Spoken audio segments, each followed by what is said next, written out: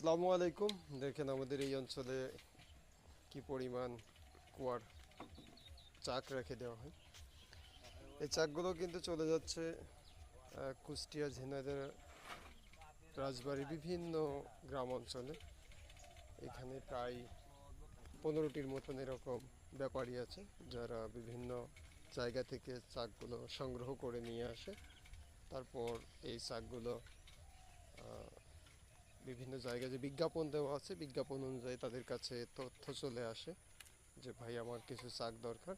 তারপর এই যে আমাদের এইখানের মধ্যে থাকা যে সমস্ত ভ্যানগুলো দেখতে পাচ্ছেন, এই ভ্যানওয়ালারা যায় এবং যায় এই চাকগুলো তাদের বাড়িতে পুঁতে দিয়ে আসে।